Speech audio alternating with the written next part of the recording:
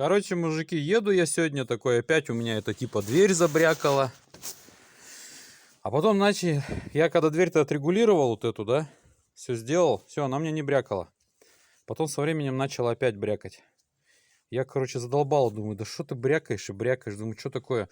И случайно, короче, на вот это вот спинку, короче, руку ложу, и она, прикиньте, перестает стучать.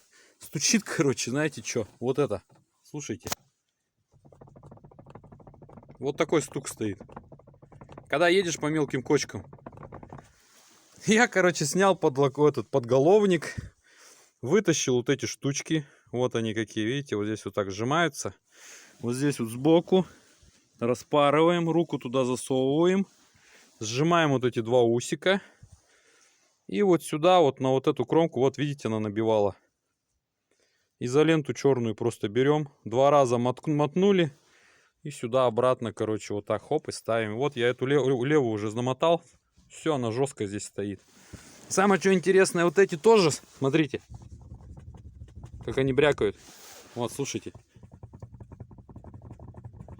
Их тоже можно, по идее, тоже так же снять. Вот в этом месте они. О. О, о. И все это дело убрать эти, блин, шарохи эти долбаные. Прикиньте, какая тема. Так что вот эти штучки снимаем. Наматываем сюда изоленту. Не вот сюда, а вот на эту верхнюю часть. Два мотка буквально надо, и все, и она плотненько вот сюда встает. Обратно. Я думаю, сейчас вообще шорохи все с салона уйдут.